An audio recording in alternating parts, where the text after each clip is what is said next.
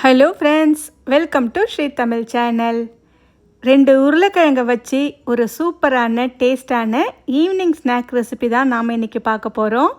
இது பார்த்திங்கன்னா வெளியில் நல்லா கிறிஸ்பியாக உள்ளே கொஞ்சம் சாஃப்டாக சாப்பிட்றதுக்கே ரொம்பவே நல்லாயிருக்கும். முதல்ல 1 கப் ரவையை ஒரு மிக்சி ஜாரில் எடுத்துக்கங்க. வறுத்த ரவை, வறுக்காத ரவை, எந்த ரவை வேணால் நீங்கள் எடுத்துக்கலாம். இது கூடவே 1 டேபிள் ஸ்பூன் அளவுக்கு அரிசி மாவு சேர்த்துக்கங்க. இப்போ இது ரெண்டையுமே சேர்த்து உங்களால் எந்த அளவுக்கு பவுடராக அரைக்க முடியுமோ அந்த அளவுக்கு அரைச்சி எடுத்துக்கங்க. அடுத்து ஒரு மீடியம் சைஸ் பெரிய வெங்காயத்தை தோலை உரிச்சிட்டு நறுக்கி இந்த மாதிரி ஒரு மிக்சி ஜாரில் சேர்த்துக்கங்க.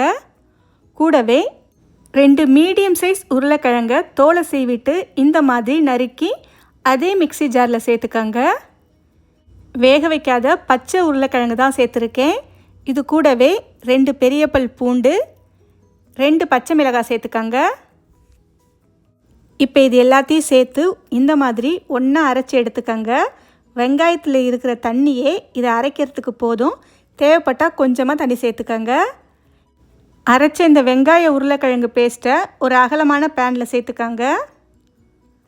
இது கூடவே ஒரு 3/4 கப் அளவுக்கு தண்ணி சேர்த்துக்கங்க. ஒரு அரை ஸ்பூன் அளவுக்கு உப்பு சேர்த்துக்கலாம். கூடவே ஒரு அரை ஸ்பூன் அளவுக்கு ரெட் சில்லி ஃப்ளேக்ஸ் சேர்த்துக்கங்க. இப்போ இது எல்லாத்தையும் ஒரு முறை நல்லா கலந்து விட்டு அடுப்பை மீடியம் ஃப்ளேமில் வச்சு லேசாக சூடு பண்ணுங்க. இது கொதிக்கணும்னு அவசியம் இல்லை. லேசாக சூடாகி கொதிக்க ஆரம்பிக்கும் போதே நாம் அரைச்சி வச்ச ரவையை சேர்த்துக்கலாம். ரவையை சேர்த்து அடுப்பை குறைச்சி வச்சு நல்லா கலந்து விட்டுக்கங்க. லோ ஃப்ளேமில் வச்சு இது எல்லாமே நல்லா சேர்ந்து வர வரைக்கும் கலந்து விட்டுட்டே இருங்க. கட்டிப்படாமல் கலந்து விட்டுக்கங்க. இந்தளவுக்கு திரண்டு வந்ததும் நாம் ஸ்டவ்வை ஆஃப் பண்ணிடலாம். அவ்வளவுதான். இப்போ இதை ஒரு மூடி போட்டு மூடி வச்சுடுங்க.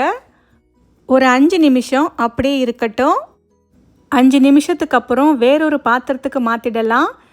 மாவு பார்த்திங்கன்னா இன்னுமே லேசாக சூடாக இருக்குது. கை பொறுக்கிற அளவு சூடு வந்த உடனே கொஞ்சமாக பொடியாய் நறுக்கிய கொத்தமல்லி இலை சேர்த்துக்கங்க.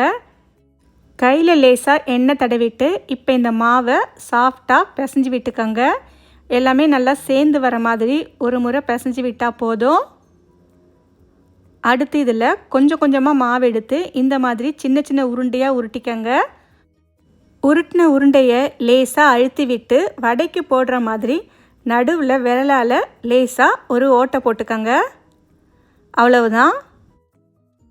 இதே மாதிரி எல்லா மாவையும் சின்ன சின்ன உருண்டையாக உருட்டி இந்த மாதிரி தட்டி எடுத்துக்கங்க. அடுத்து ஒரு பேனில் கொஞ்சமாக எண்ணெயை சூடு பண்ணிக்கங்க. இந்த எண்ணெய் சூடாகி வந்ததும் நாம் தட்டி வச்ச வடைகளை ஒன்று ஒன்றா சேர்த்துக்கங்க. உங்கள் பேனோட சைஸுக்கு ஏற்ற மாதிரி வடைகளை சேர்த்துக்கலாம்.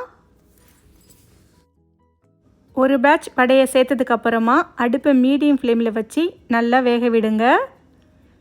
மீடியம் ஃப்ளேம்லேயே 2 பக்கமும் நல்லா திருப்பி விட்டு இந்தளவுக்கு லேசாக செவக்க ஆரம்பித்ததும் இப்போ நாம் இதை ஒன்று ஒன்றா வெளியே எடுத்துடலாம். இப்போ பார்த்திங்கன்னா நல்லாவே செவந்து வந்துடுச்சு. இந்தளவுக்கு வந்ததும் இப்போ நாம் இதை வெளியே எடுத்துடலாம். அவ்வளவுதான்.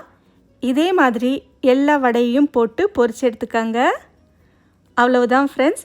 ஒரு வித்தியாசமான ரெசிபி. குழந்தைங்க ரொம்பவே விரும்பி சாப்பிடுவாங்க. சுட சுட இது கூட கெச்சப் இல்லைன்னா க்ரீன் சட்னி சேர்த்து கொடுத்து பாருங்கள். கண்டிப்பாக விரும்பி சாப்பிடுவாங்க. ஓகே ஃப்ரெண்ட்ஸ், இந்த ரெசிப்பியை உங்கள் வீட்டில் ஒரு முறை ட்ரை பண்ணி பார்த்துட்டு எப்படி இருக்குன்னு சொல்லுங்கள். இந்த ரெசிபி உங்களுக்கு பிடிச்சிருந்தால் லைக் பண்ணுங்கள், ஷேர் பண்ணுங்கள். ஸ்ரீ தமிழ் சேனலுக்கு சப்ஸ்கிரைப் பண்ணுங்கள். தேங்க்ஸ் ஃபார் வாட்சிங்.